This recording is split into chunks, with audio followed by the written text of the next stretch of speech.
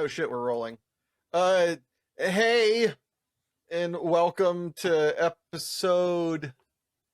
Hold on, I've got my glasses on. 110 of Super Rose. Rose.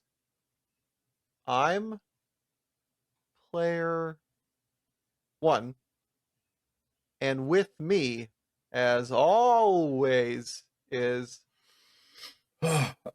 Player two, Eli, and Bro Pesci. You know, this podcast and all its lethargy is on YouTube, SoundCloud, and Spotify. I did not, Professor. Those are the same places they could Like, comment share. and subscribe. It certainly is. I can I can feel in the tone you're like fucking done with this shit. Immediately done. Instantly done. Well, thank you for letting me do that. I'm gonna let it play out. It beats the alternative of trying to fight you on it. He's learning, folks. And as a reward, go first. What you been up to? What's been going on?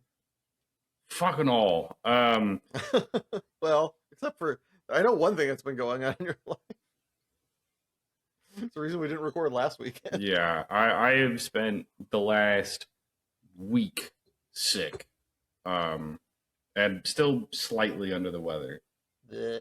It's fucking miserable. Yeah, starting like I was gonna go like rock climbing with Sarah last weekend and like join her on Saturday, and we might have gone out to see like Obsession because I've heard it's really good, and then I got sick. So my last week has been me existing in my apartment, coughing up gunk. It's been disgusting. The plus note is I did never go into my office, which was nice. So I've just been working. Silver linings. Yeah. Playbook. Yeah, listen, I'll take what I can get. I also figured nobody at the office needed to hear me going and coughing up green crap. So, but You're right.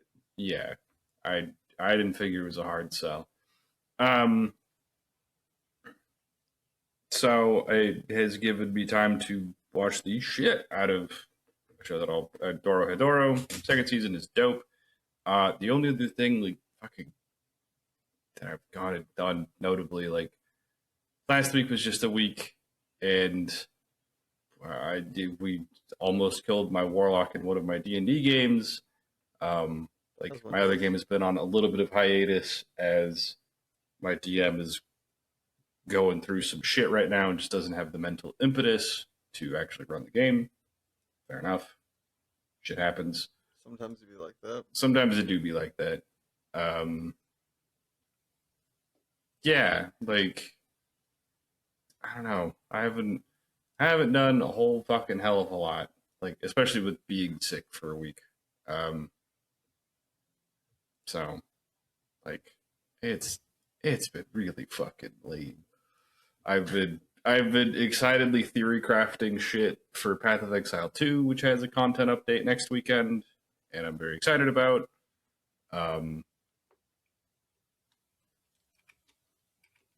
Yeah, like I've existed in my apartment. I've had trouble breathing for a while, so like I'm glad I could fucking start. It's been the worst of times. It's been the worst of times. It's just been like it's been mediocre. It's been average to shit. Like it's just not been great. Like,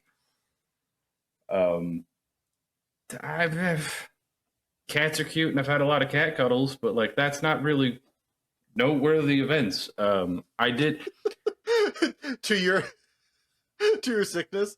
Can you fucking stop? Yeah, I did have one very funny like derpy moment with my cat where Uso is following me around. And so out of my kitchen, the wall comes in a little bit. And so she's following me and just walked straight into the wall. It fucking like thunk. It just, like, oh, you stupid mammal. And she is very excited to escape my house or escape my apartment and go about a foot and roll on the cement outside. Um, so my cat is a derp. You But they were don't like going adorable. on your patio. You were a derp. My guess is because it's like the concrete's different. Sure. So it's like the more uniform versus like the kind of weird gravelly shit that's like glued together. Yeah. Um, Sure. I don't know. It's just been her fascination lately. Um, yeah. So like, hey, I'm glad you're mostly mended. me too. I'm glad I have a voice. I'm glad I have energy. I'm glad I can kind of work out again. Yeah, Um, that is definitely a dagger for you, I know. yeah, I basically went a week without going like to any kind of workout. I'm fucking losing my marbles about it. I am so much our father's child in that regard. Good Mm. heavens. And, and I realized this week that I'm our mother's child and that I was like multiple times found myself and only through like good friends, a lot of therapy and the grace of God, unable to like truly meddle in other people's lives. And it's just like, oh, mom, I see you there in the back of my brain. Just like, Oh, like you want to meddle in other people's yeah, lives? yeah, yeah. Oh, Like okay, it's okay. like natural compunction Oh, that I okay, have okay. to like. It's like The way wired you in there. phrased it, I thought like you Oh, meant like you were unable to, and I was like, how does that make you mother's child? Like that sounds like the opposite. Um, okay, yeah, that makes more well, sense. mom is unable to help herself from Yeah, meddling in yeah, other yeah, people's yeah. lives. Yeah, yeah. I heard it. I heard it backwards. So Oh, that I was able to stop myself and therefore I was exactly. mother's child? Oh, no, no, no. Yeah. Yeah, that's I why I was was like, what only are you fucking via the talking grace about? of God that I was able to fucking stop myself That because I makes more am my sense. mother's child. Yeah. Yeah, yeah, okay. I'm tracking. Yeah. Yeah, I need to work on my delivery. I've realized a couple times this last week that occasionally I put the cart before the horse by about a block. And it can be a little bit perplexing. I like it's Nay. fun to say, but haha. Okay. Um yeah, there's like multiple times where like and I don't it's not bad. It is just like unnecessary. It was just like a nice ego death moment to like realize like I don't know and like it comes from a place that like I, mom, if you're hearing this, I love you. But I think a lot of this comes from a place of Christianity and thinking we know the fucking way everything would be fixed, but we're looking at it from our perspective as if it was our No. problem. And that is not the way that shit works. So it's just like, okay, that is the way this would have worked if they were me back in time and I heard it the way I'm saying it Yeah. and understood the like tonality. It's like, well, most of that's not going to happen. Uh, and worse could, but just like talking to a friend of mine who is like helps that is a teacher or was a teacher, Mm-hmm.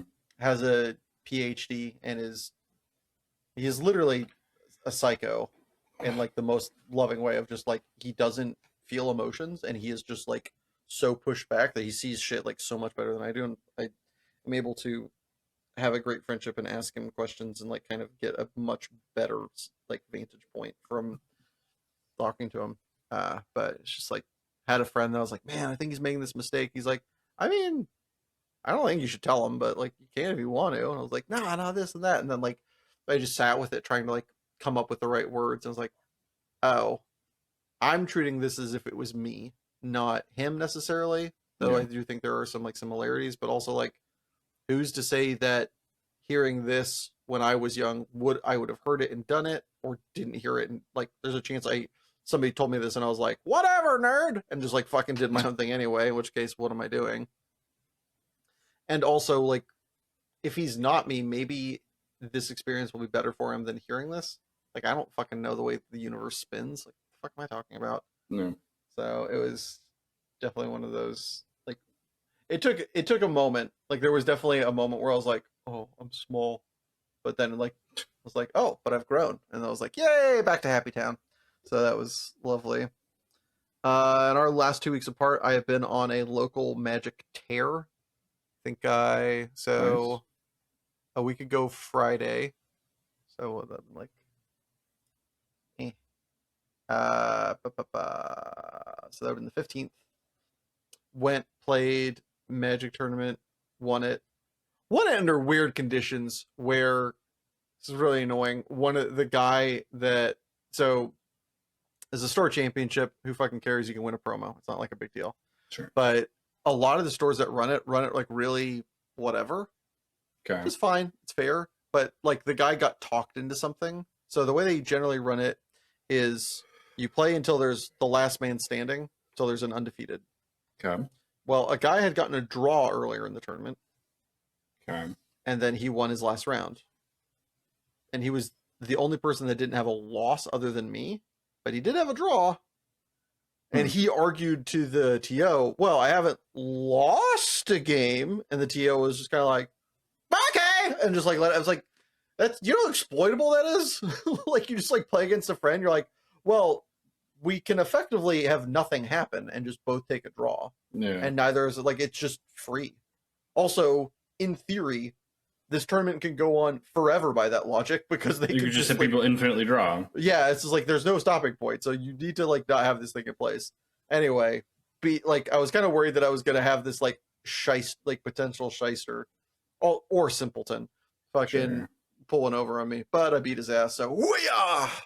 We take took those. Won that event. Next day, I went to an RCQ with some friends trying to block for a friend. I did my part and won and put myself in position to help them out. They forgot to. Rude. So then I just like looked at my opponent. I was like, hey, do you want to go to this tournament that the qualifier qualifies you for? He goes, yeah. I was like, give me all the prize. He goes, okay. I was like, cool. You're a champion. Then I won the whole thing. And then cool. You're a champion. And then the next day, went and played another store champs. This one is wild. So this one's at a local store. Most of them just go, hey, we're going to play a number of rounds until there's an undefeated, and then we're all going to go home. It's like, cool, Okay. Makes sense. This one, which is a very lazy ass store, like it's like super casual vibes, which a lot of people enjoy. Neat. I'm not a big fan of it for other reasons. Sure. Soon to be elicited. But they ran it where they had deck red sheets. No other store that I know does that. They did it where they ran Swiss cut to a top 8 playout. No other store I know does that. And then to start the tournament off, this is crazy. He iterated this at least 3 fucking times. A guy that's rules knowledge is dubious, who like is the store manager, goes, all right, so just want to let you know, don't want anybody being an asshole today. It's like, okay. I thought that was part and parcel for life. Yeah, exactly. That's where I'm at. I'm like I've played here too. It's not like that's a problem here that you need to verbally address. This is a store where most people that play are just having a fun time. Sure. Which is good. To be fair, this place has that unlock, and that is a good thing to have just as a store in general. So he then goes, remember, DQing you from this tournament is difficult. Takes paperwork. I don't want to do that. But banning you from this tournament and dropping you from the event, that's not that hard. It's like, we haven't even started yet. Like this tournament. How unruly are you expecting people to get? Yeah, it's like he said that at least twice. This is for a nothing tournament that is like all casuals and this try hard. Like it's like there's nobody here that's out here to like scheme. Nobody's like, out here trying to start shit. Like, yeah, it's just like it's Sunday. It's noon. Chill a lot. Also, yeah, like what is so fucking weird? Just started with violence. Like it was just like off the boat. It was like coming into 3rd grade. It's like, just want to let you know, I'm 100 pounds more than any one of you, and I know how to put you in a headlock. It's like, I thought this was math. What are we doing? Like that's good, but I'm here to learn algebra. Like, yeah, neat and all, but what's a 90-degree angle? This. No, like, so win that tournament. Yippee! So have a just like fucking rock star weekend. Nice. Friend comes into town Tuesday, went out and got some Korean food, which he has like celiacs or he's allergic to soy sauce or something like that. Sure. So we're at this Korean restaurant, and it is Korean as fuck in that English. Huh? A lot more English. pointing. Yeah, get some good English. But a lot more pointing and going, yes, and less going, I would like this, please. Yeah. So we're trying to order food. He's like, does this have soy sauce? She goes, yep. And he goes, does this have soy sauce? I go, yep. I was like, oh, this is going to be a fun game. And then he like realizes, he goes, hold on. Does anything not have soy sauce? She goes, I was like, oh, we might be ordering white rice. Like, this is going to be a day. They have like a soy allergy or something? Yeah, he's a soy allergy. Yeah, okay. Like, I think, like, same with mom. I think it's like celiac. So just like can't have. I think soy is just. No, celiac is gluten specifically. Yeah, like, I don't think soy triggers this. I think soy sauce triggers the same dealio. Think so. Yeah. Anyway. Yes. Can't have soy sauce. Would really not like to. And so eventually found something that was pretty sure didn't have it. But the amount of time that the waitress would come over after that, not a lot. I think his requesting of not soy sauce felt like he was being racist to her. Got suddenly judged. It's like, this fucking guy. This honky. But we did have. I love that word. Oh, it's a banger. It's a great word. It's also a great litmus test Litmus. Litmus right. test. No, I said an N. It's an M, right? It's Litmus. Oh, I heard. My brain autocorrected. It is an M. Yes. Yeah, litmus. It's litmus, which is weird because everybody says. I feel like most people say litmus. I do not think people say that. Yeah, it's like my brain hears it. It's litmus paper. I agree, but like when I say it with an M, it sounds weird to my ears. The reason I think it sounds. Well, your ears are broken. I don't know. Sad but true. So I think it's a great litmus test of whether white people are racist or not. If they get bothered at all, if they're like, "Hey," you're like, "No." It's like if the word "honky" makes you go, "Hey," now it's like, "Goodbye." Like I don't need to see their shed, Ted. So, Jesus. This last Friday, go out, play another store champs. Sadly, lost in the finals. C'est la vie. Yeah, it was a bummer. I wanted 3 promos. And then yesterday went and played another RCQ, trying to help a friend qualify, but again, there's also this player is better than me, so this makes it extra funny. Is they lost in like the quarterfinals. I made it to the finals again. Looked at my opponent. Hey, you want to go to this tournament? Yeah, cool. Give it to me. Okay, You're champion. You're just already qualified, yeah. I'm already queued. Yeah, I'm not. Yeah, okay. There are 2 tournaments. One's in Baltimore. One's in LA. I already queued for the one in LA. I doubt I'm gonna want to go to Baltimore. So I'm just like, more money. I'm just like because money or because Baltimore. Yes. Yes. Que no los dos. Yes. Yeah. That's one of my roommates like text tones. I'll occasionally hear it through the wall. It's very yes. Yeah, it's very odd. I'll send him a text and then hear yes. I'm like, oh, got it. I one time was like day drunk enough to get him with that joke. I sent him a text. I was like, "Did you get it?" And he goes, yes. I was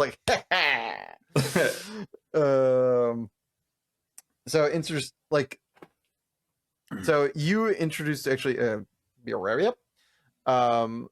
after one of the tournaments we went out and got food and went to this. Oh, I need to look up the diner to recommend it to anybody that has ears and is the area.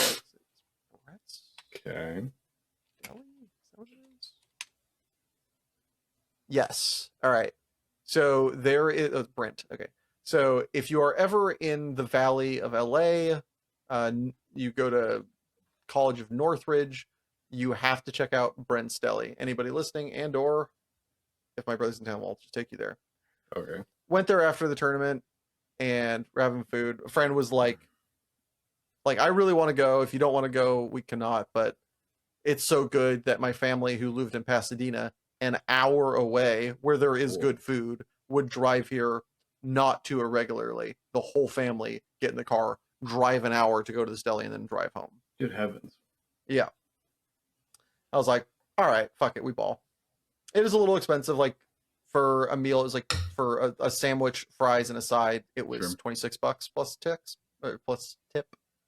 Hmm. But, buddy, one, this is something that is kind of good stereotype. Deli waiters, Jewish deli waiters, are the fucking blade. They rock so hard. They have that perfect medium between being like folksy like a Texan Okay. and on it like a fucking coffee barista.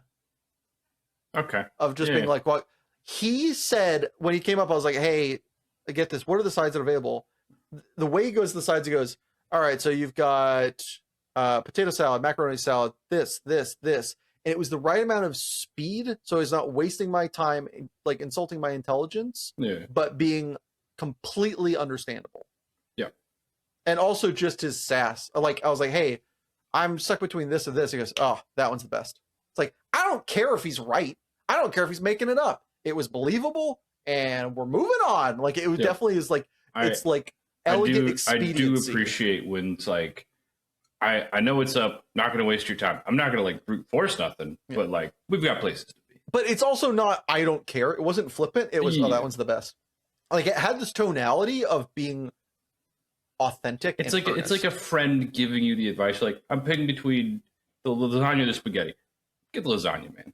Yeah, it's a friend driving who you're asking a question and they're like multitasking. So they're telling you the shit and like your friend. So you know, it's like you feel it in the conversation, but also they're doing other stuff. Like they can't be like, they can't wax rhapsodic or like have a real strong think about it.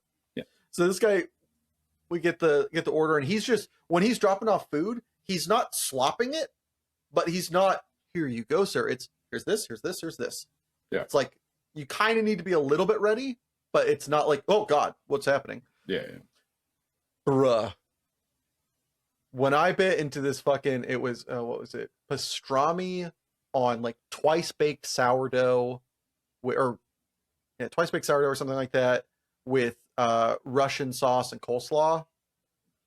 That's the sound I made. Just gave it the whole, and I'm sorry. I didn't apologize for a minute. It was, oh my. That makes so me, man. That makes me think like that sounds like the I kind of missed that sandwich shop, the Capriati's. That's by you and I. Yeah, because it sounds like the sandwich I got from there when I'd go. the capastrami. Yeah, It's very similar. It's better, but yeah. I mean I believe it, but Yeah, it should be. I'm paying twice. yeah, I would say you're paying an extra fucking $8 premium, and I'm not at a chain. Yeah. So get that, moan over it. The only complaint I had for the whole entire joint is the fact that the mac salad was too small. So fucking good, so nice. That being said, the mac salad a little small, which fine, it came free with the sandwich. Sure. The fries, boy, they gave it to you. It was half the plate, like a good diner plate. Half the plate was curly fries, and I don't know if I haven't been to fucking Jack in the Box in a while, but those things fucking slapped. It's fucking nice. I was just like, dude, curly fries are criminally underrated. They're busted. I forgot how great they were until I had them. I don't know what stops people from using the seasoning on curly fries on regular ass fries. I don't know why people don't do it. That is curious. Like, when I asked about the fries also, I was like, yeah, what kind of fries do you have? He goes, this, you should get the curly. He didn't wait for me to ask. Like, man knows what's up. God bless. I was like, yeah. And everybody else, correct, except one person correctly got the curly. Somebody else tried the onion rings, which were apparently a little meh. But they also wildly had, this is a weird one. They had ranch. Usually I can tell by the viscosity of the ranch whether it has a chance to be good. Not if it's good, but if it has a chance. Okay. Because if it's watery, it's usually dog shit. Yeah? Yeah. This one, not so much. The viscosity, pretty loosey goosey.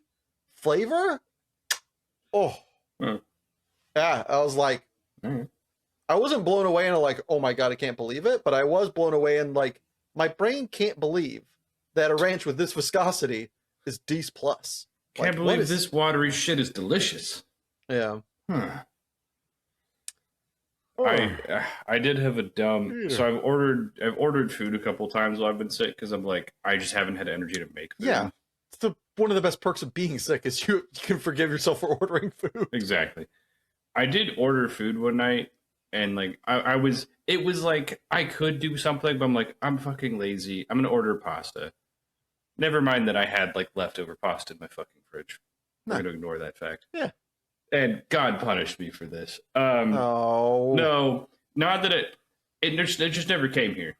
So I ordered it like 6, and it's like expected time, or like 6:30. It's like expected time shows up in an hour. I'm like, all right, fine, whatever. Yeah, and so at fucking 7:30, I'm like, where's my food? It's like expected delivery time 8:30, and it hasn't moved. And I'm like, this place is closed. I'm like, this is bullshit.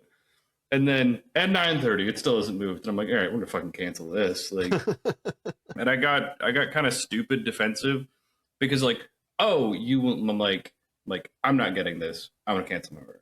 Yeah. Like, I just want to cancel it, get my money back. And they said like cancel with no charge, and I misread it. Like they weren't gonna charge me for canceling. It was like, what are we doing here? I didn't get my shit. I'm not paying a fucking cent. They're like, no. I'm like, will this give me? They're like, it sounds like you want. I'm like, will they give me my money back? Like, yeah, we'll just cancel you and effectively null the transaction. I was like, oh, my bad. I didn't mean to be so confrontational. Have a good night. That's exactly what I want. Felt like such an asshole. I was tired. I was miserable and I was angry. Yeah. Poor fucking. To be fair, I don't know if that's a real person or just an AI chatbot, but I'm going to apologize and do something that it might be a real person. It's probably a chatbot. Let's be real. Yeah. I'm sad that people don't have that job. Also, most people sucked at that job. So that's one of the AI spots where I'm like, is that bad? That's one of those where I'm like, Yeah. So because I also don't envy people who have to deal with any kind of customer service, and no person working customer service is like, I love it here. Yeah, but that's also just one generally. A lot of them that it's like it is so bland that it could be done by a robot. There are some times where you do with certain things. Like I think banking should never be done. Not even discretion, but understanding. Sometimes it's weird. I think with like banking, it should never be done by an AI chatbot. Sure. I think banking should always be done by a person because one, anything where there is an emotional resonance that does lifting, like understanding when somebody's going through something financially or is scared about their money. Yeah. I think is lost on that. But when it's like, where's my sandwich? Like if it's something pedestrian, make it fucking AI. If it's my coffee's too hot, it's like, all right, cool. No person needs to hear this conversation. To close out the week, I had an interesting shower thought. So you introduced me to a channel, and we're gonna recommend it later. I didn't realize it was called Farming While Beige, but it's the chicken farm guy that you recommended to me. Yeah. What is it now? What is it now? Which I realized you were saying that's the guy that sounds kind of like Joe Swanson, right, from Family Guy. No, I was saying Kronk, but I mean, same it's Patrick Warburton. Yeah. I was realizing trying to do Joe Swanson, I always inadvertently make him sound like he's thirsty. Peter. Like I just like I can't ever do it when he's not fucking about it in like some not good way. He's never like, hey Peter. Like he's always like, hey Peter. Hey Peter. Like, that's too sultry, sir. No, like, he's talking. He's asking Mr. Griffin about something else, if you know what I mean. But that fun tidbit. So there was an interesting one that I saw of his that just like incidentally cued me in on teaching better and just probably life in general. But there's this one where this I don't know if you know, it's like a bunch of like Highland heifers and they're like going through a fence and this lady's chasing after them. He's like, "Get back here, Kevin! Oh, yeah. Dumpling, don't go through that Oh, fence!" he's like, stop screaming at him. We It's not stop gonna screaming work. at him. And it's just like, oh yeah, that's exactly kids. It's just like, do the thing. It's like, well, they're not gonna fucking do that thing. No. Not the way you want them to. They might No. do it under duress, but they're not gonna fucking do it. And it's just kind of like, oh, like, Mom told me when I started teaching, like for the little bit that I was teaching, she's like, if all you can do is yell, you have lost control of the classroom and the kids will know it immediately. yeah, If you could be loud and then be quiet, it scares the piss out of people because you're still in control. yeah. Um, yeah, it was so interesting. I was like, wait a minute. Oh fuck. Like it was just such a, like an eye-opening moment. I was like, because occasionally I get frustrated. Like it's a human compunction to get frustrated Sure. and like do that. Kids are frustrating. Yeah. News at 11. I was gonna say any teacher just nodded like, we know. That is like one of the things that daggers me about people that aren't in the teaching thing. Like they've never taught or like kind of been a friend of a teacher. I remember somebody getting a part, like somebody that was like dating. Sure. I was having a rough time with, it doesn't help. The age group was middle school, Sure. the worst age. Pretty awful. Literally that happened teach in a warehouse. We were chatting about it one day and it came up. I think it's the only thing our whole entire teaching staff has agreed on unanimously is that middle schoolers are the fucking worst. Like it's the worst age. No kid is their best. No kid is teachable when they're middle school. It is just triage until you get from when you were moldable until you kind of know how your brain works, sort of maybe. Yeah. In that middle, you have both of the worst parts of a toddler and a high schooler happening at the same time. And you're just like, all right, let's survive these next 2 years together, huh? We got this. Like it's just Baghdad. Early stages puberty. Whoa. Yeah. But it was the only thing that we like all agreed on. It was just like, well, this is fucking Stains. But I remember talking to the person that I was like seeing at the time, and she's like, you're always so mean about these kids. It's like, and now it's like, oh yeah, you never taught. So I sounded like an asshole. That's fair. I get that. I was going through a rough time. But also, they suck. Like, yeah. Wholesale. Speaking of things that suck, by the way, what are we talking about today? It's an interesting transition. We are going to talk a bit about representations of predominantly psychiatric diagnoses in shows that either do or don't suck. I have made a point to find ones that are predominantly good. I'm sure you found a couple of bad ones. I have a couple of dishonorable mentions. I will. And Isaac has brought a few to try and tease my limited expertise in the world of psychiatry and psychology. Well, I mean, some of mine are also more physical. Okay. Yeah. And so the obligatory is like, especially with a lot of psychiatric diagnoses, a lot of things are open to interpretation. And a lot of people's view on validity is often based on like empathy or empathizing and understanding situations. And like there's a lot of characters that do things that aren't necessarily diagnosed.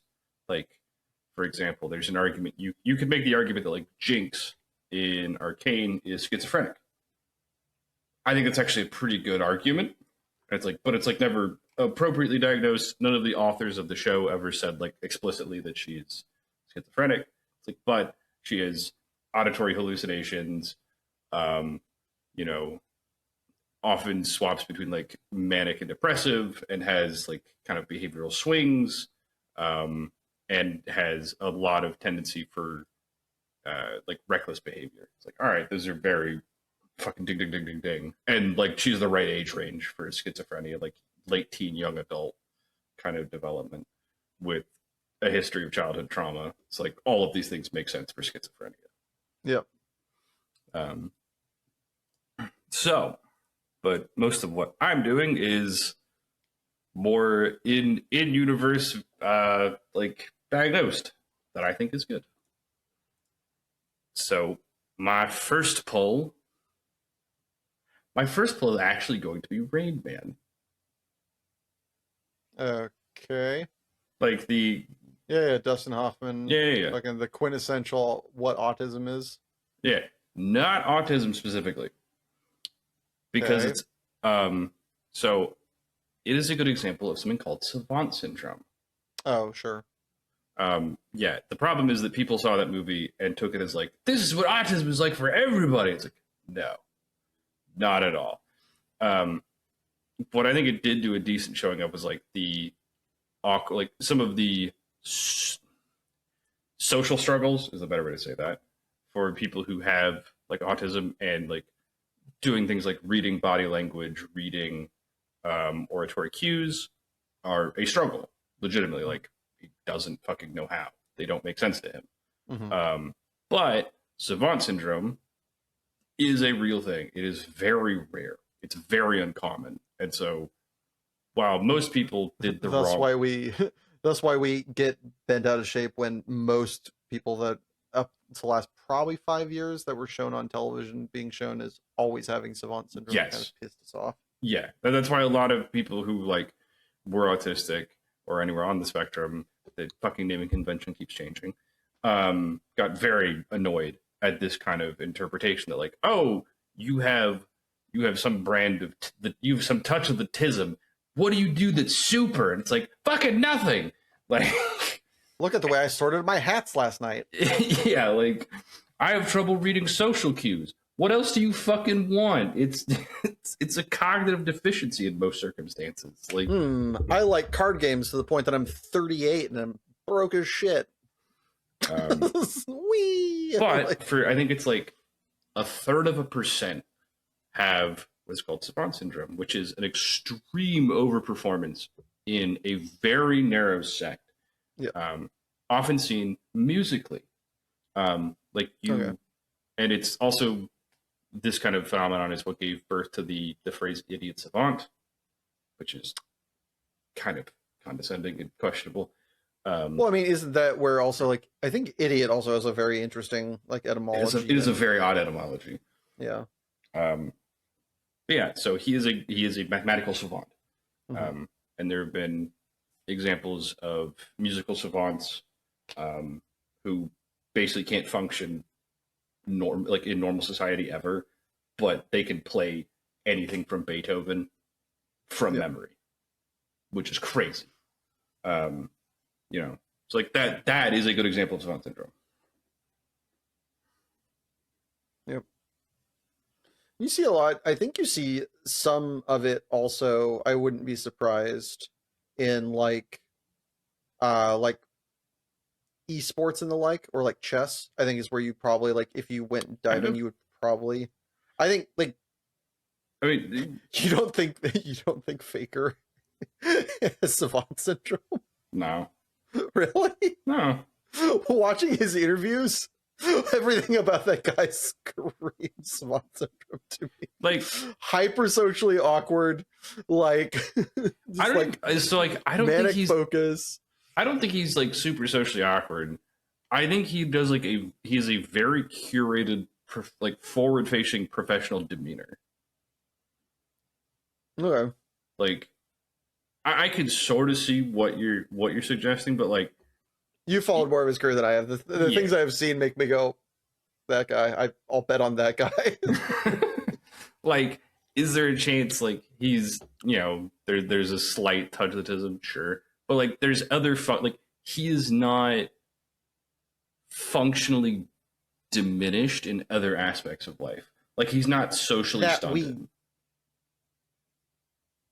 Like, he could like. I've only seen a couple interviews. You've seen more than I have. The interviews I've seen make me go, maybe. But like he doesn't, for example, he doesn't look away from people trying to make eye contact. That's fair. Yeah, like things like that. Like body language isn't wrong with fakers. Okay.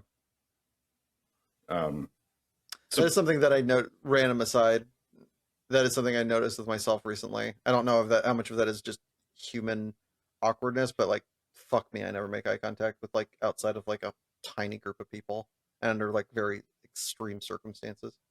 it's all fucking context dependent. But Yeah. I mean, like that's like a if people like uncomfortably look away from eye contact, like where even like the idea of passing eye contact, like there's something about not making direct eye contact. There's something about avoiding eye contact.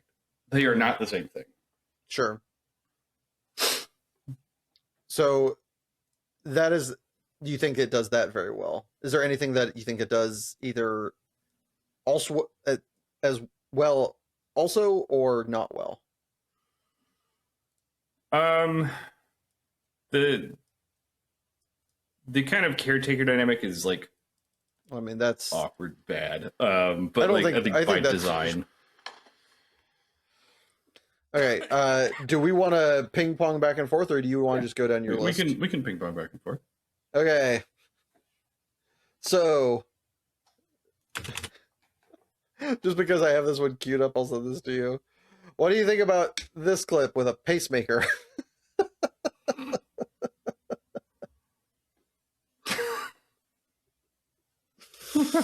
Cranked, how accurate?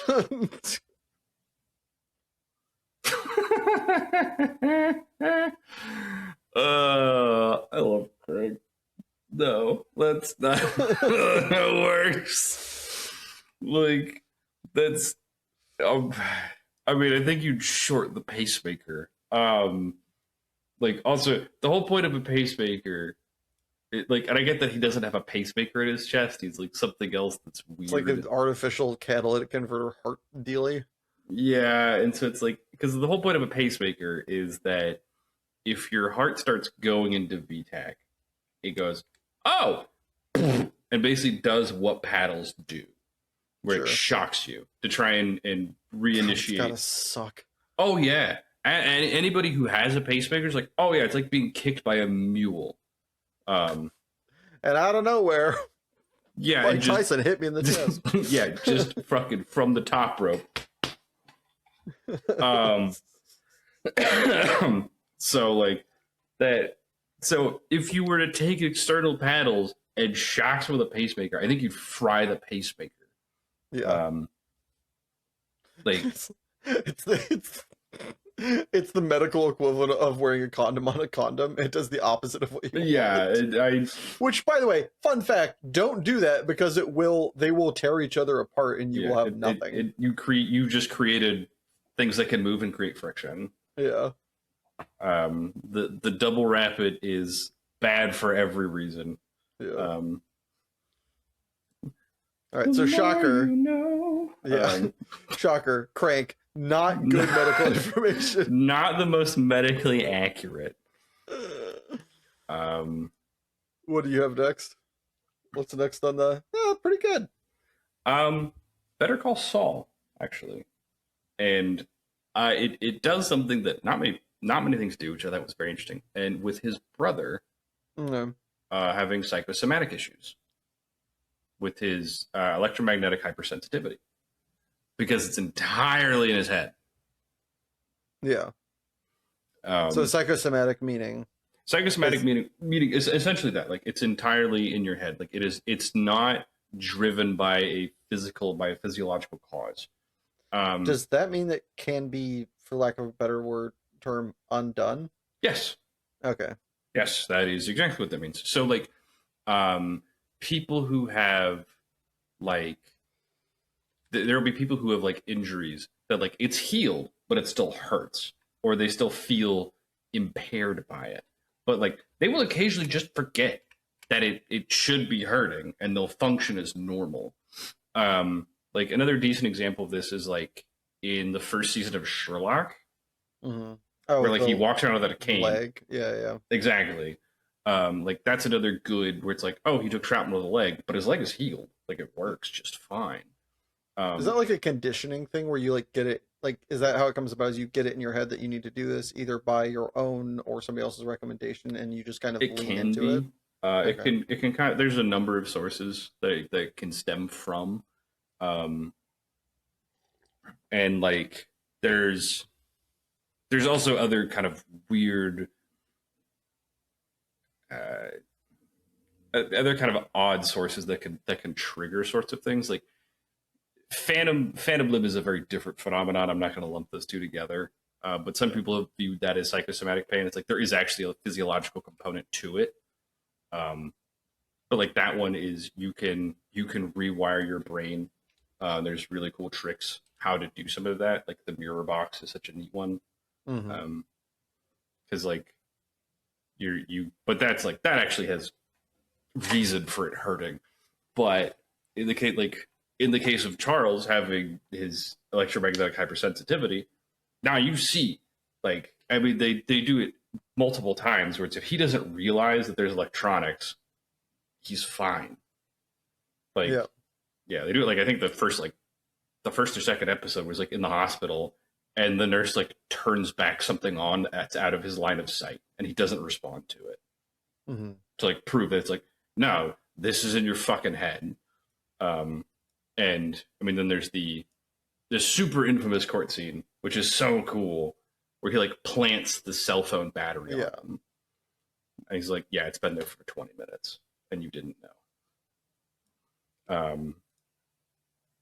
It is, it's, and you see to a point, like two, like I mentioned, like they'll forget, and like at one point he forgets. He gets so enticed by the idea of the case, he walks outside for the first time in weeks, Yeah. and walks like to a car, and just doesn't blink, even though like he's walked by a power line that he said would hurt him and would cause a headache. He's just completely ignored everything that he said causes him physical harm. Um, I think it's a super good thing, and when confronted, he can start to kind of push through it, knowing like it is in fact all in his head. It is psychosomatic. So the next one up for my "Is it real or just for the real?" Yeah, is adrenaline to the heart in Pulp Fiction. real. That is real. That is actually how you start. That is how you treat a flatline. Um, Chest compressions, and usually use in a hospital. They would use epinephrine, but that is a derivative of adrenaline. I think it is just like a name for adrenaline. I do not know if there's a chemical difference between them, but yeah, like adrenaline to cardiac muscle, send it. Like that is actually what you do, and people can wake up with that violent as fuck reaction too. Um, So for why do we not see that in like more hospital scenes where somebody flatlines? Because normally they'll have like an IV port and they'll push epinephrine that way. Oh, okay. Like they'll usually have a line in, and so they just push it. Okay, so they would Because you push don't want to epinephrine and then start doing like chest compressions. Yep. chest compressions. Yeah. Okay. Now, what the other thing I'll say with drug overdoses specifically, especially opiates, you will see something used called Narcan that will rapidly have people wake back up because it's a very fast acting like opioid agonist, which basically helps undo what it's doing in your nervous system, and so people suddenly go from being dead asleep to violently awake. Mm-hmm. And so they'll come to just because suddenly their lungs kicked back in. Which is why like there was a weird push that some places like didn't want Narcan to be like. There was a weird spot where people didn't want like Narcan to be available, basically because they wanted to punish junkies. And it's like, Yeah, that's really stupid. yeah, it's like just fucking let people. And so like but at this point, like most EMS people run around and they just have Narcan on. Basically, We have Narcan at our school. Yeah. So like you should. It's relatively freemium, and it's just like it's up there. It's the same thing with like it fits the way it fits in my brain. Is there are like three things that should be. It's kind of reminds me of like Narcan is very similar to condoms Mm-hmm. and fucking I'm very Wow. close what the third one is. Wow, why did my brain slip? When you are pregnant but don't want to be, you get an abortion. Jesus. I could find the circumstance and not the word without saying it. That's funny. That's funny. Okay. Yeah. But I mean, it's the same sort of thing where it is predominantly right-wing politics of like, you shouldn't have done it in the first place. Like, cool, it doesn't fucking solve the situation. Yeah. Like, well, you shouldn't have sex. Like, they're gonna have sex. They're kids. Or you shouldn't get pregnant. They're stupid. They're kids. They're kids. They're dumb. Yeah, they're fucking. As someone who teaches and like kind of like is about like trying to help people, they're fucking stupid. That's why like there's a reason you don't let kids choose what they should have for breakfast, whether they go to school or not. It's because they're dumb and they won't. They want to do the fun thing. Those aren't the fun things. Those are the good things. It's why you push vegetables and don't allow them to just stock up their plate with Skittles because they fucking would. Taste the rainbow. Don't eat only the rainbow. So, yeah. All right. Next up on your list. I'm going to use something animated. BoJack Horseman. I think he's... What's the famous TV show? The main character, BoJack, is a very good example of somebody who has a major depressive disorder and somebody with substance abuse disorder.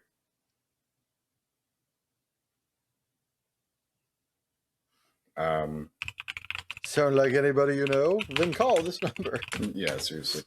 Like it's a good example of like he has everything. Why isn't he happy? Mm-hmm. And like he has all the fucking money in the world. He has fame. Like he has fame and fortune, and he's not fucking happy. And so like a lot of the show is literally a pursuit of material achievement, and none of it makes him happy. And it's like the only times in the show where he ever can actually be happy is positive connections with other people. Yeah. And it's like, and if you look at people who deal with major depression or bipolar, or anything that has like a depressive counterpart to it, like material good doesn't go very far. Especially when you have everything. Like it does fucking nothing. You can't be happier at a certain point. As far as having stuff only gets you so far. People do a much better job, and positive connection does a much better job. And it's like he has fuck all of that.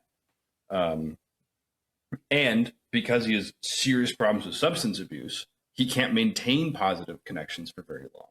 Like, case in point, season 1, Diane ends up just drinking herself half to death with him because he kind of drags her down. And like that is super fucking common on when you see people who are addicts. They will rope in people into their shit. Like they will, because they don't want to be alone, but they don't want to leave. Exactly. And you know, if your buddy's doing it too, it's okay for you. Mm-hmm.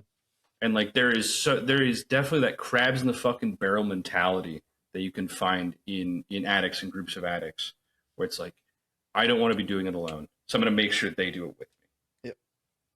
And it's very very destructive behavior, and it's very hard to get out of.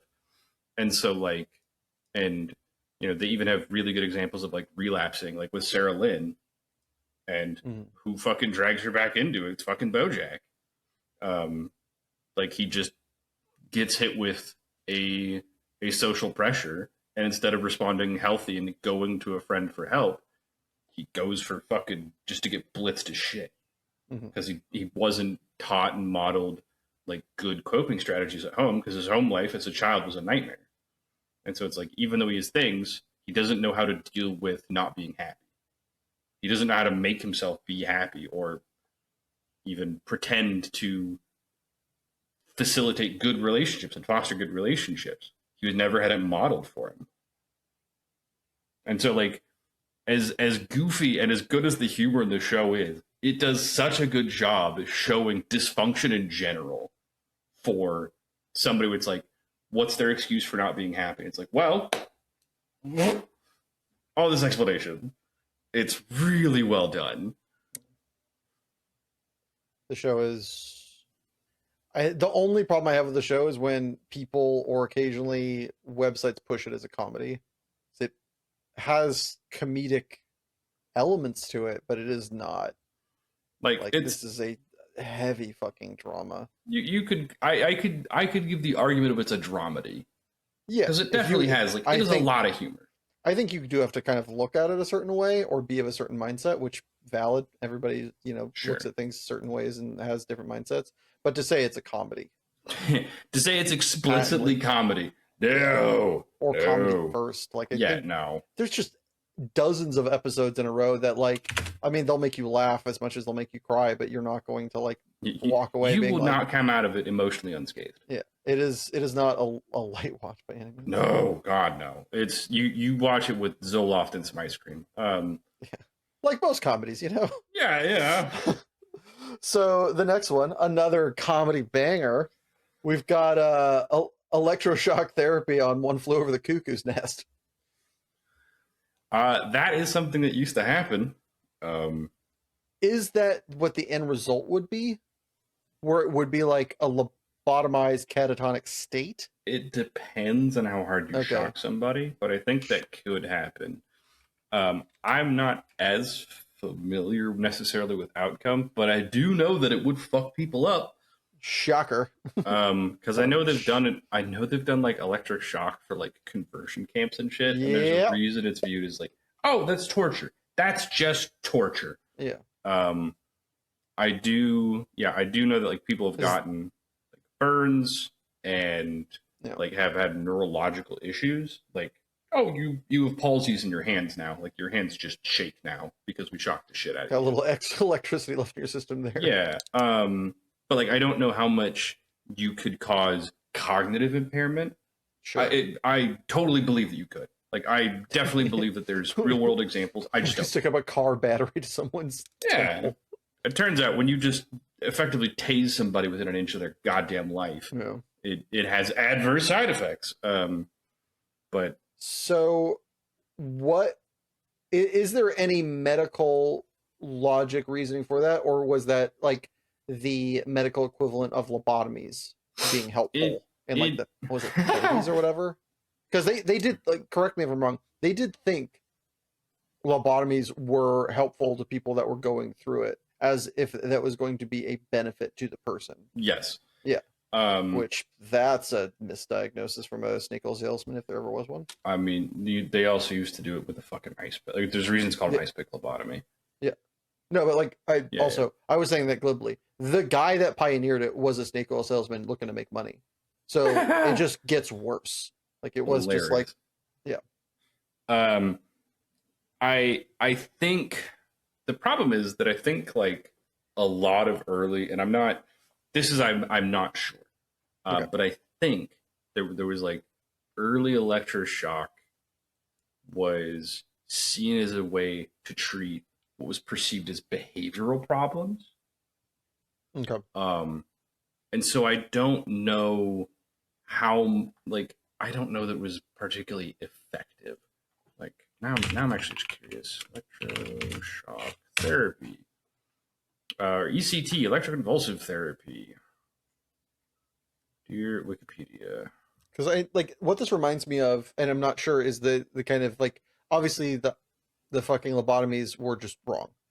But Yeah. as much as we do like to make fun of them, bleeding people, like using leeches to bleed people that they did in the olden times, is not as wrong as it looks on paper, right? There is some validity to, like, they might not have even known at the time, but it can help to bleed. Not Like really. there are certain cases in which they will do it. This one I actually know about is they are enough that it is not 100% stupid. There are cases in which we still today will extract blood for the benefit of the patient and not to like use it somewhere else, but to like, because your body does certain things when that happens and it can be beneficial. Should you do it like they did then? Fuck no. But there are certain cases where you will go to a hospital or you can go to doctors and have things like that done. Like we use leeches for a reason. in certain cases. It's not, a panacea. Like they treated it like it was like fucking everyday over the counter schlock. It was not. Hmm. Okay, so back to electroshock therapy. So I'm quickly looking through like a rough history of it. So it was made with the wrong idea in mind. Story checks out. Yeah.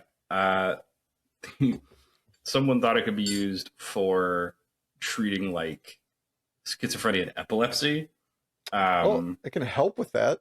Not in the so way you it ends up intended. it ended up being more of a help for affective disorders like depression. A and this is a hilarious line to be. A positive side effect of the treatment was retrograde amnesia, and because of the side effect, they couldn't remember the treatments and held no ill feelings toward it. Incredible. That's Um, that's that sounds like a shyster telling like that sounds like a shyster trying to come up with ways that it's like good while under a lie detector test. Well, um, technically, it's beneficial. so aside from effects of the brain, the general risk for adverse effects stemming from ECT are similar to those of brief general anesthesia. Cognitive impairment. So cognitive impairment occurs sometimes after ECT. The American Psychiatric Association reported in 2001. They acknowledge that in some patients, the recovery from retrograde amnesia will be incomplete. Evidence showing that ECT has resulted in persistent or permanent memory loss. So far, the only benefit we found is, hey, we might accidentally wipe part of your brain. That would be the benefit.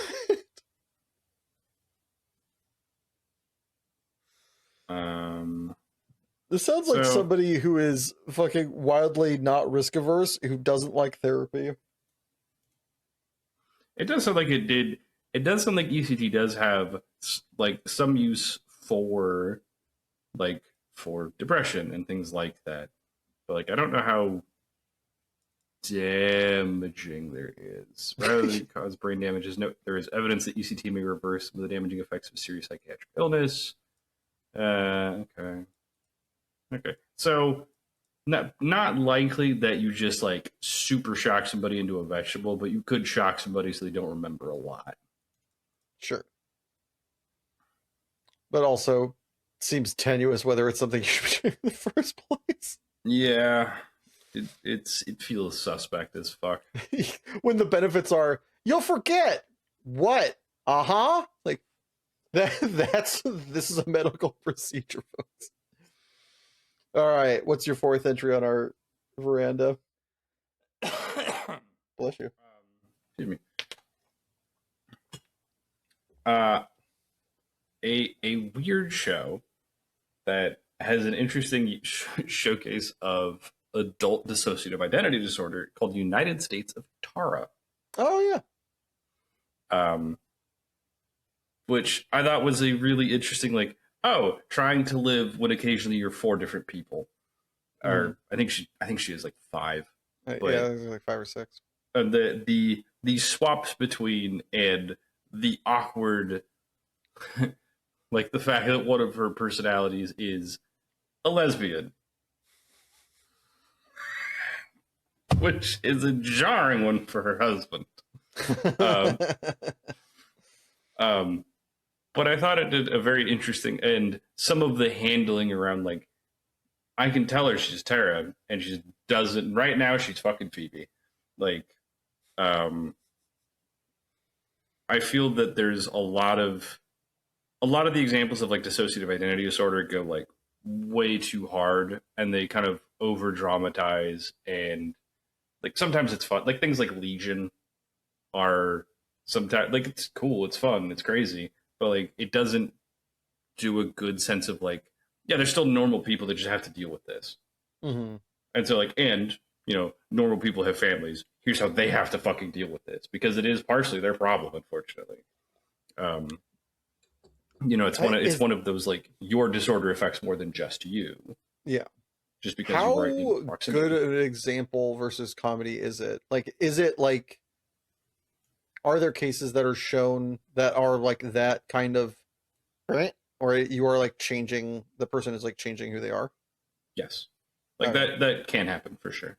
Like generally speaking, dissociative identity disorder is much more seen in kids, Okay. and it can be effectively undone.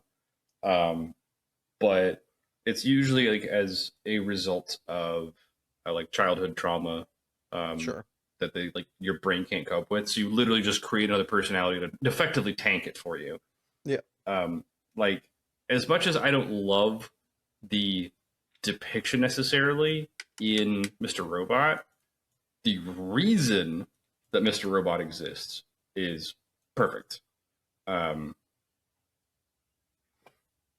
it's because Mhm. like because Elliot's dad sexually assaulted him when he was a kid, and so it's like why he has a kind of better view of his father in his head, Mm.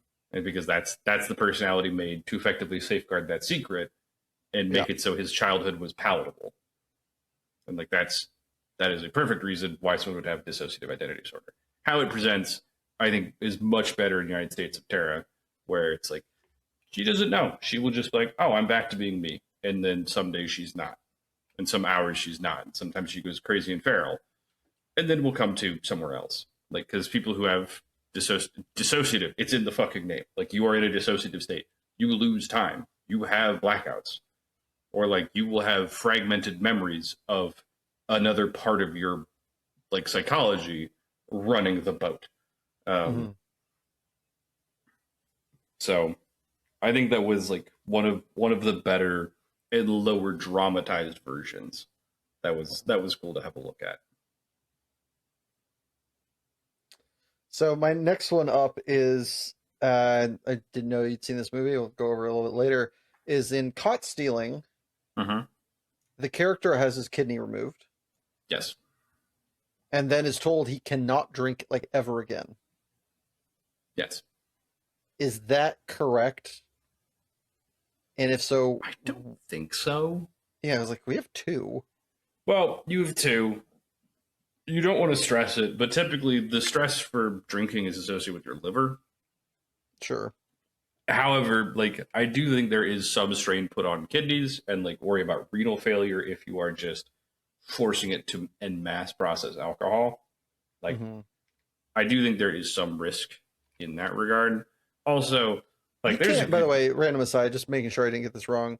You can't get your liver removed and continue to live, right? no, Yeah, you become dead. no, Yeah, yeah, no, you die. yeah. like, um,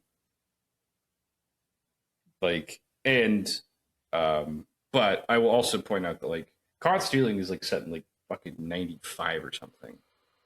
It's doing this thing again. I think it's my notes app that decides it likes to play sounds after enough time. What? Yeah, I don't fucking know. Fucking, Just the notepad app on my phone. is it playing an ad? Yeah, I think so. From Um, what I don't know, but um,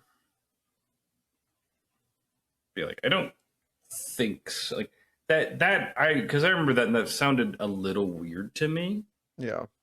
Like there may well be something that I don't know about. There may be a tax effectively on filtering that much liquid fluid, and that there may be effectively some kind of runoff that isn't perfectly processed by the liver that you do tax your kidney. Um, fuck it, arbiter or knower of all information. Uh, Tell me, can internet's. alcoholism cause or not liver failure, kidney failure?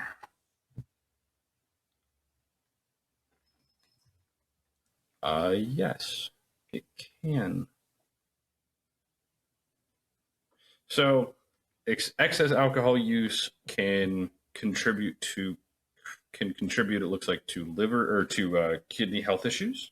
So, if you are missing but it's like it's much more prone to happen to somebody who has a history of kidney problems. So, if you're down a kidney, I imagine that you're much more likely to develop kidney problems if you are excessively drinking. So I imagine also that just like because he's a fucking wild alcoholic in that movie, that you just want to tell him to fucking stop. Yeah. Also, the most unbelievable part of that movie is that you would be that cut being an alcoholic. Oh, like Absolutely, being that, like. absolutely not. That motherfucker is Uh, cut. uh, I've known people that have I don't know about to that degree. That might be over heightened. I know people who are in crazy good shape who are raging alcoholics. He does drink an absurd amount, He but drinks a like preposterous sum. also like there's certain high like honestly the thing that makes it the least believable is that the amount of it that's beer. If it was hard alcohol, it gets a lot easier. The Sure. calories and hard alcohol Sure. to alcohol ratio is just way off. But I've known people that are like alcoholics who were like incidentally baseball players, which is kind of funny to think about, that were in great shape and were like, they kind of got tore up. A couple of like past coworkers when I was dealing were just like, yeah, you drink and like you're in good shape. I get why your wife is with you. You look good, but also Jesus.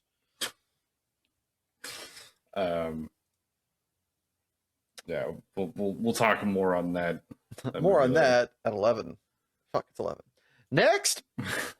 My last one, and I can't not bring it up, is a good example of an attachment disorder and PTSD with Good Will Hunting.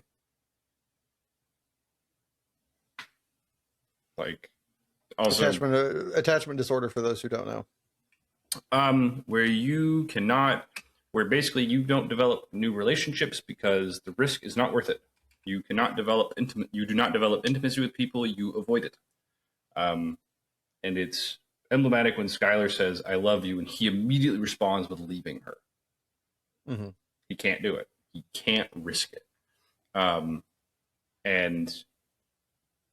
in my vote for the best like monologue ever, where Robin Williams' character Sean tells him, he's like, you don't know real loss because real loss only comes when you love something more than you love yourself. And I don't think you've ever dared to love anything that much. And it makes perfect sense. Like, he is an orphan and his foster father was abusive. So like the childhood staples that should have been secure attachments aren't. They weren't. They were either absent, to no fault of their own probably, or they were horrible. So allowing intimacy and allowing someone who says like, oh, I love you. No, absolutely not. Red flags, fucking run. Like, that's danger. That is a dangerous thing to Will's brain. And so that's why he acts suddenly, seemingly wildly out of character when Skylar says she loves him.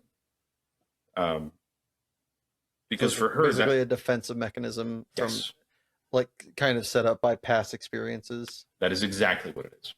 And it's, it is effectively childhood PTSD, and he can't put a name to it. Mm-hmm.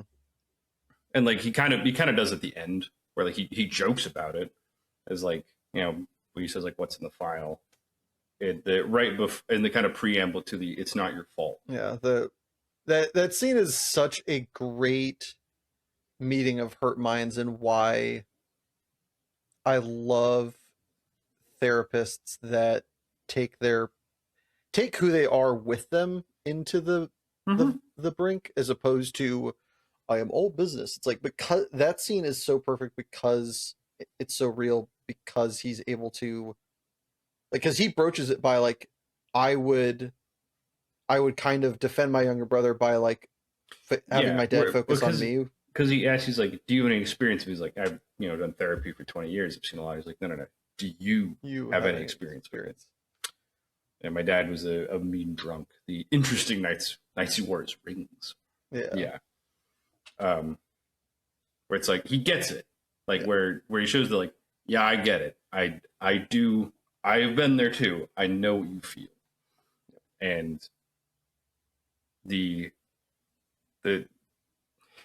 I don't know how many takes it took of this, but this is a very weird thing to note. Matt Damon cries like a child in that scene. Like, he sobs like a child. Like, if you go and listen, it's a weird thing to note. It's a weird detail. What do you mean by that? Are you talking about like the patter, or what do you mean sobs like a child? Like how if you think of like how a hurt child would cry, and the general cadence it would have. Yeah. It sounds like that.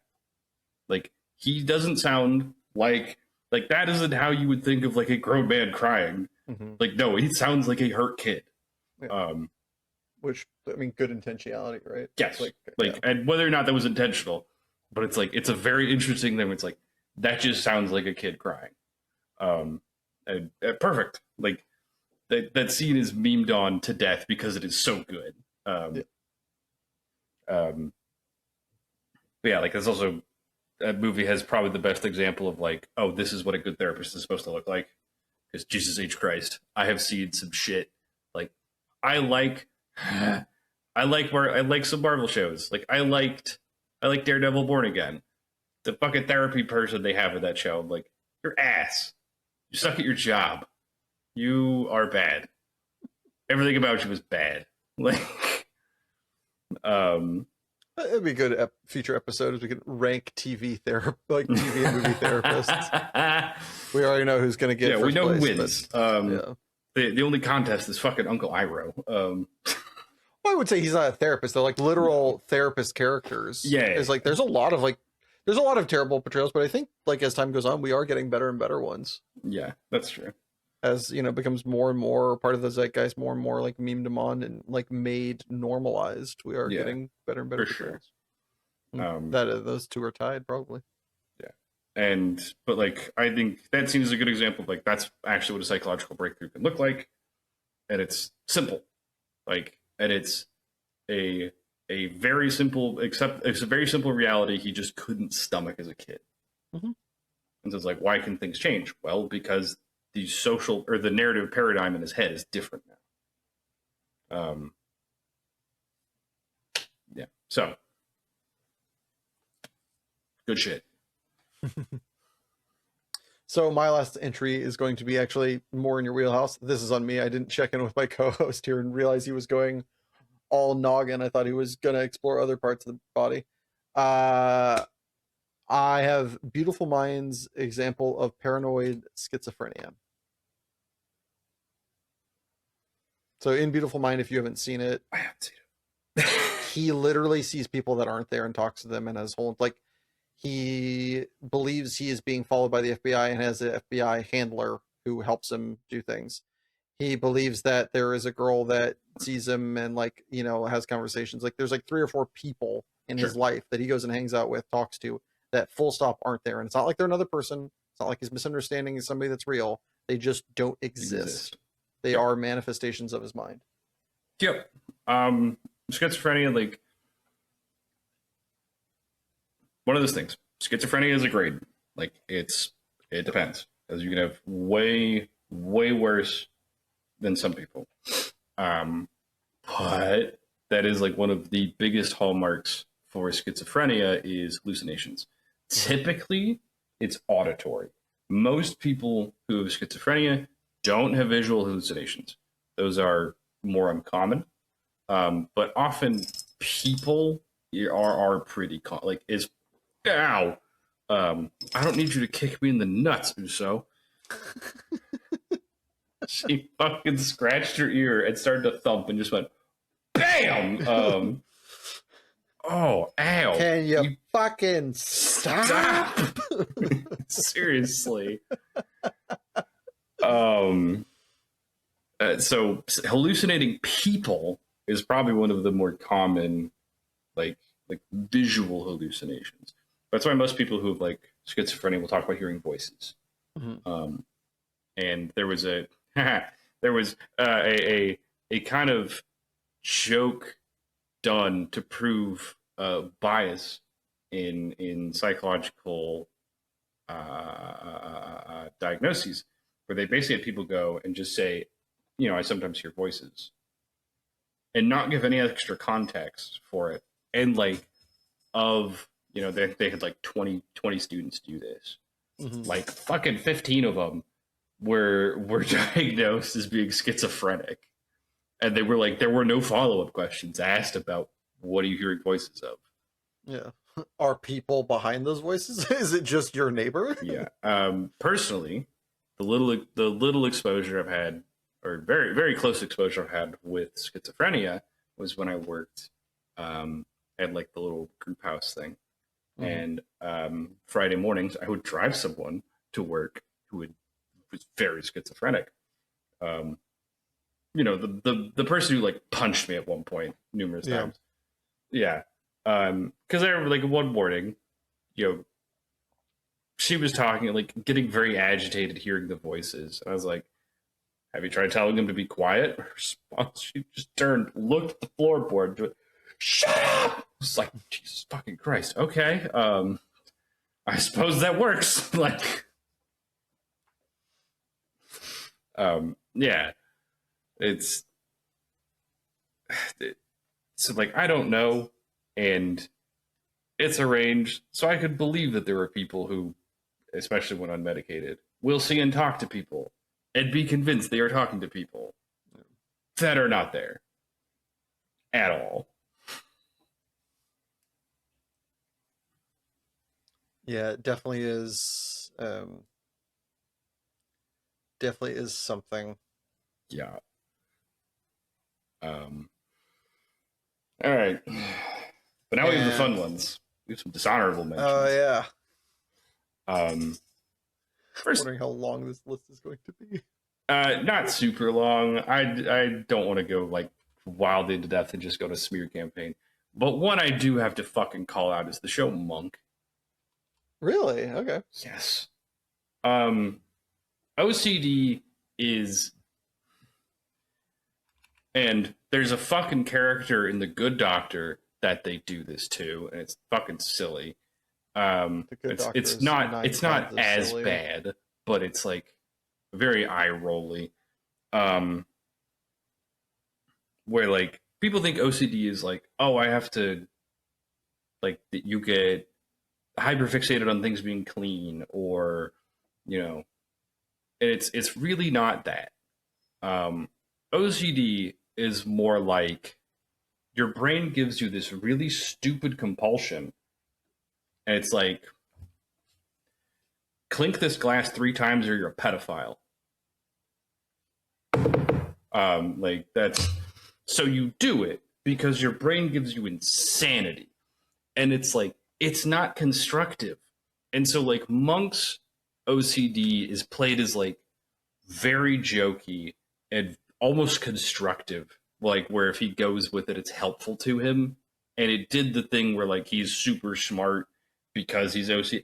It's dumb. It's bad. It's bad. It's a bad show of what OCD is, because OCD is a pain in the ass. I mean, like, it's often a pain in the ass for even him. He does realize, but like I get what you're saying. If it's not things need to be clean. It's that like compulsion, like it's this compulsion around. Isn't it usually fairly like pattern though? Like it like, or is it like a lot of one-offs? My understanding is that it was like often like you can often have like repeated compulsions, or you could often have like, and it's often things you interact with in day-to-day life. Yeah. And like, but it's like people make this mistake of thinking it's like, oh, I have to check my door handle. I have to tap my door handle 3 times. It's like no, it's, you have to tap your door handle 3 times because there's a very convincing voice in your head that says if you don't, your mother dies. Okay. Like it's the insane shit that goes with it that like is just so ignored. Yeah. Also, thanks for pointing that unnecessary finger. Not intentional. Like there are people like, so what most people think of is like, oh, where I have to check this shit a bunch of times. Like that is a neuroses. Like you're being a little neurotic. Like that's what that is. That's not OCD. Like you're not being driven by a voice that's going to like, that says check your car lock, or lock your car 3 times, otherwise it's going to explode. Yeah. And that's a pretty common OCD thing, is like it's the or blank is what kind of like leads into it. It's being driven by it's basically being driven by a compulsion of something that's completely nonsensical and very fictitious. Like it's not real. There's nothing that almost real sounds like is there any kind of neighbor dumb to like schizophrenia in that way, of like hearing this nonsensical voice that is like in the sense bananas? that it's like I think like it's often born out of like trauma and usually at a younger age. Mm-hmm. So, but I don't think necessarily beyond that. No. Yeah. All right. What's the next on your dishonorable mentions list? I have to make a specific call out to an episode of House. I mean, you can do the whole entire show of House. I can do the whole show, but I don't want to just like slander the whole show because they tried to super compress a lot of shit. I'm like, whatever. And they went for the most obtuse, like obtuse diagnosis you can find. It's like, all right, fine. But specifically, there is an episode called The Jerk, where it's this douchebaggy, like fucking 17-year-old chess player who's just the fucking word. He's just an asshole. Yeah, I think I vaguely know them. Yeah. Well, the reason I'm explicitly going to call it out is because the problem is he has hereditary hemochromatosis, which I have. And the idea that someone is basically dying to it at the age of 17 is not possible. Like, especially since he's like lived his life as a vegetarian for a while. It's like, okay, you just eat less iron if you're eating vegetarian because you're not eating beef, for example. Like, so the idea that you could have such complications and need like liver dialysis and shit at 17, not happening. Or need like dialysis and shit and chelation, not happening. Mm-hmm. Because like, fuck's sake, I was nowhere close to that. Like, they start like you get like dialysis and chelation and shit if you're at like a hermetic or a ferritin of like 1,000. And when I got like a ferritin check done in college after I got like the official diagnosis or whatever, my ferritin was like 250, and I was 19 or 20. That's wild. Yeah, so it's just like that's not happening. Like, it's just you haven't been alive long enough, like to do that to yourself. Any other dishonorable mentions? We're gonna get pulls out scroll. Please continue. Well, I was gonna mention basically what your movie ads for, or your yeah. All of that. All of the a heart attack. A heart attack is not a flat line specifically is not stopped by paddles. Paddles don't. Paddles do not restart your heart. Say it with me, everybody. Chest compressions, chest compressions, chest compressions. Like, there's a reason you teach CPR, and it's because you are manually forcing the heart to work. That's why you got to pump deep. That's why you got to crack a rib. Yep. Yeah. Yeah. Pick a movie, pick a show, pick a whatever. If there is no sinus rhythm, you cannot put it back to a normal one. The real life kind of metaphor for it would be if you're walking out of lockstep with somebody and doing a stutter step is kind of like what you're doing with a paddle. Yes, that actually, I think it's a very good analogy. But you stutter stepping doesn't make the other person start walking. Yeah, if you're dragging a corpse, you go like, "Come on! If I change my foot pattern, we'll be on the same speed." You doing a skip does not take them off the crutches. Like, it doesn't get them out of the wheelchair. Yeah, it's literally what to go through. Yeah. All right. I think we are good to cut to an ad break, sir. So we will catch all of you wonderful people back here in just a moment. Welcome to Hollywood Med Hospital, where with a weekend seminar and a simple clip, you can bring your loved one back to life, even if their condition was cardiac arrest. Clear. Mental illness or depression. Clear. Overdose. Clear. Or even death. I said clear. God damn it. And that's just day one of our totally legitimate medical program. On day one, we show you how to suck venom out of a snake bite, how to safely and with no repercussion knock someone unconscious if they're getting hysterical, or how to cure amnesia and restore them to their good old selves in seconds. So come on down and sign up for our low cost of $10,000 and get certified to legally practice medicine before your first shift of rounds on Monday. This piece of paper you receive at the end of the weekend retreat doesn't certify you to legally perform any medical actions. All these claims are complete horseshit to make you believe that we know what we're talking about, to help with films and their immersion. Actual medical practice is incredibly difficult to be attempted by those with degrees, unless the only other option is death. Dude, you legitimately sounded like you were sped up there.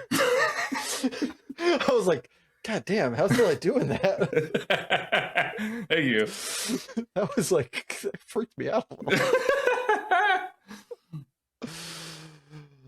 That is exactly what I wanted to sound Good. like. I just realized I messed up on the writing of this. It should be on day 2. We show you because it's, and that's just day 1 of a legitimate. And then I said on day 1 again. But honestly, I kind of like the day one. Yeah, fuck him. Even more hokey. Welcome back. Welcome back. Did you give money to our Did you give money to our fake advertising? You shouldn't. It's fake. It's a scam. But what you should do is check out these recommendations. Or in the first case, I don't think so.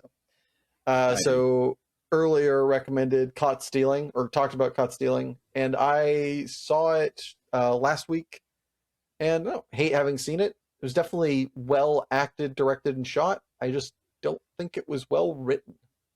I think it sounds like we kind of you liked it. My issue with it is I think it's trying to be 2 different movies. I think it's trying to be a hard-boiled, kind of jaded noir movie and also like a dark comedy. And I don't think those are the 2 same types. Like, I know they're in the same like kettle, but they're not the same fish. Sure. And I feel like for me, that's where the disconnect happened. It's also billed. Part of it was like came in with an expectation, which whatever, I guess that's on me. Although the way it was billed was very much like it is supposed to be. Like all the ads for it that I saw were like, "Oh, this is gonna be a fun romp." It was like, sure. Then slight spoiler. First 20 minutes, the most innocent character in the whole movie dies, and the one who basically did nothing wrong other than be hot as shit. And she also damn. God, I'm gonna say, I'm not gonna lie. The sex scene at the start, yeah. Goddamn. It was, Jesus. You 2 hot motherfuckers. Yeah. Both of you smoke shows. Yeah. That was Zoe Kravitz. also the Kravitz, reference right? back to his like fucking his car accident so many goddamn times. Like it's trying That is overdone. I'll absolutely agree with you on that one. It's just, what are we doing? What movie is this? Is this a drama? Is this a comedy? Is this noir? What's going on? It gets a little lost for me. Sure. I think the portrayals, I think a lot of it, I think it also just goes to, he is a great director. He's just not for me. Aronofsky is just like, everything he does is like kind of, I think what he finds fun is not what I find fun at all. I don't think we should ever hang out. Not that that was ever on the table. But like, he's at home like, oh. Yeah, sorry, Darren. You seem like there's other people. It's not you, it's me. Actually, it's you, it's not me. But fuck you, whatever. Like it's just, no, I'm good. Like it's just kind of like no. That's, I guess it's on me for not knowing. You know, I went expecting to get like Karage and accidentally got Nigiri. I was like, oh, this is what I wanted at all. Yeah, that's fair. Like, what I would recommend if you were under the impression that I was, and it was like, oh, this is like a fun, dark comedy romp, is Lock, Stock, and Two Smoking Barrels. It was the first feature-length film by Guy Ritchie, and it's probably his 3rd, 4th best. He came out of the gate swinging hard. I think his 3rd project is his best project overall. But this one does hit project? Snatch. Okay. That's what his second project was a movie he made for his then wife, and I think Madonna was his wife at the time. Oddly enough, it is not good. Okay. But his second or 3rd movie is Snatch, and I think that's his best movie by a lot. I think his other movies are good. I think Snatch is just a cut above. Hungry as a pig. Yeah. But Lock, Stock, and Two Smoking Barrels comes out of the gate. Like, I think it's one of the better like first feature films by most directors. Sure. Like it feels like Reservoir Dogs for Quentin Tarantino, where it's like, damn son, Yeah. like you came out to play. Like first movie's great. It's got a great sense of style. Like he already knew everything he wanted to do. The directing is good. The story is good. It just hits on all the levels. The music, which like kind of similar to Quentin Tarantino, just fucking star-studded. It's interesting. Both he and Quentin do great music, and then you see the people that do it wrong try to do the same thing. Mm-hmm. Like, it's interesting. You watch the first Suicide Squad, movie sucks, and the music they have is good music. It's just cringily played. Yeah. It's not integrated well into the scene. Yeah, it's weird. Because the other ones, like, there's plenty of the music that isn't diegetic in Lock, Stock. Yeah. But it works. And it's kind of like, this is a weird metaphor to use, it's kind of like pornography. You know it when you see it. Good music in a movie, you know it when you hear it. And it's just like, I can't tell you other than that, right? Fair enough, I guess. That's fair. Like, you can't, there isn't a rule book to write, okay, if it doesn't work here, it does work here. It's like, you can make arguments that the music is right for Suicide Squad, but it's just wrong. I think part of that's also the movie sucks. Anyway, I think the bigger part is the movie sucks. Lock, Stock is my recommendation over Caught Stealing. I have been, while I've been sick, I have watched all that is available for the second season of Dorohedoro. Which I recommended fucking last week. I think season 2 is more good stuff. It's just so good. It's such a cool show. It's got such a cool mystery to it. It's so good. Also, the music fucking bangs. And before I got sick, and I haven't talked about it, I went and saw Hokum. Did you not talk about Hokum? Oh, I guess we just shouted about it. Did. No, I think we can talk about you a little bit. Yeah. Scary as shit. That movie was scared me, bro. That movie was tense as balls. It was really good. The main character is main character's an asshole, which I thought was hilarious. He's just this shitty writer who hates everybody and himself included. And the movie did a really interesting job blending like the mundane with the supernatural, which I love when a movie can do well. And it did have probably my favorite "oh hell no" kind of moment to it. Where it's like, oh, that's illegal, you can't do that. Like, where they show the witch's face, like she's the supernatural bit of the movie. Mm-hmm. And you see, like, and so the honeymoon suite is closed because supposedly it's haunted by a witch. And so at the start of the movie, you see somebody who supposedly saw her, and it's like he's holding a lighter into a dark room, and you see like her face barely in the distance. It's like, ugh, don't like that. And so there is like a dumbwaiter in the honeymoon suite that the main character has to. He ends up going down to try and find a way out of where he's of the honeymoon suite because he's locked up there. And he sees the witch and he goes, "Oh hell no!" Runs back to the dumbwaiter and goes up and looks over the side of it as he's going up, and you see her face looking up, just barely silhouetted against the dark. And then she starts crawling up the side of the fucking dumbwaiter shaft. Like, oh, what? No, like, what the hell? Yeah, it is like the, oh, I got away. Oh, I didn't. Oh, Jesus! Like, that's not okay. There's a video just reminded me of where I don't even remember what game it's for.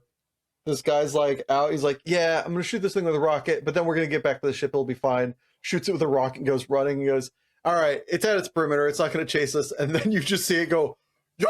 and like jump out. The guy's like, "Ah!" Yeah, some kind of idea. Yeah. So, but it's if you like horror movies, I think it's very, very good. Well, I've got a different recommendation, which is if you like British techno. No, they're not British, are they? They're No, like they're New York. American. Yeah. If you like American techno, like fun techno with words, yeah, that's a great pitch. Chemical Brothers, big fan. Recently saw a track from an upcoming Taron Egerton movie that apparently is Cheeks, but it reminded me that Chemical Brothers existed and that I like the song Go and I love the song Block Rock and Beats. So give those guys a listen if that's what you're a fan of. Also, if you're a fan of getting good information from worldly people who work occupations you don't, this co-host recommended to this co-host Farming Well Beige. The algorithm won on this one. It fed me something I liked. Yeah. And then I think it inadvertently fed it to me after you like vaguely mentioned it, which is wild.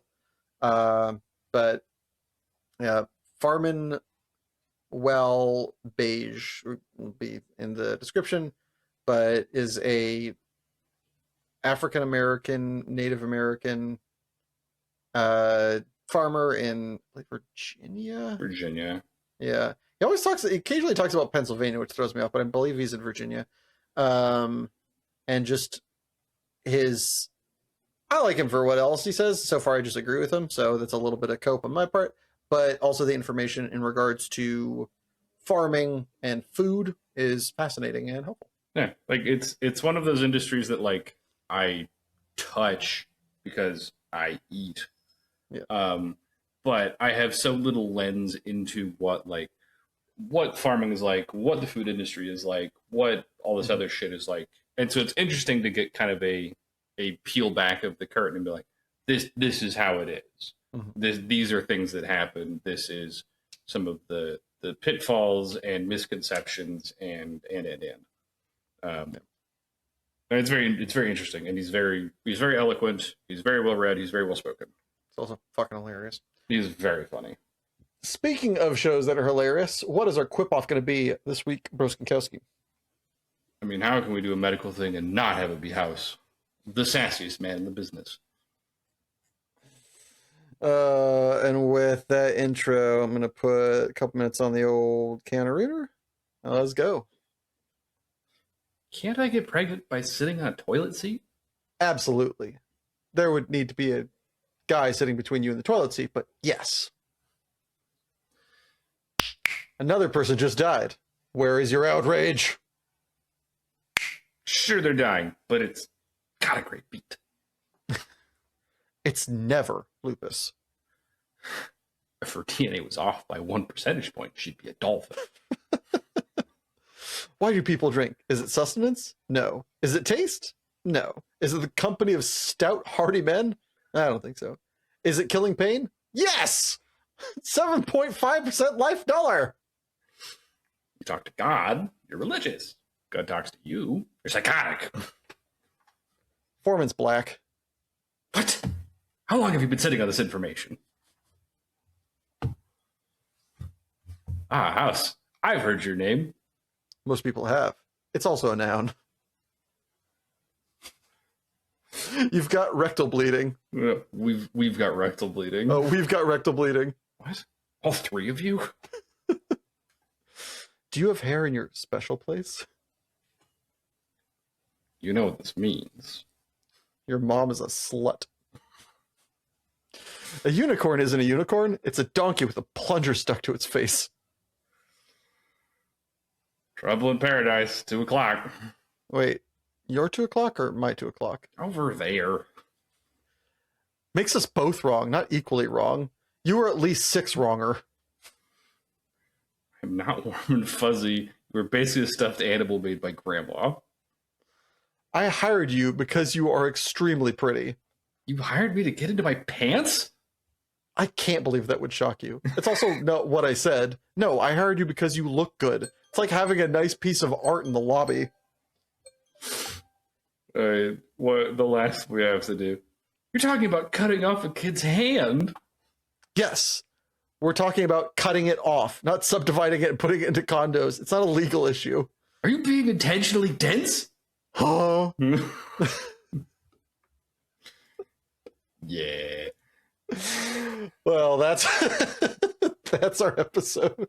Thank you for tuning in. If you enjoyed this, please feel free to Like, comment, share, and subscribe. but don't forget, new episodes of Super Pros Bros come out the first and third Saturday of every month. Bye. Bye.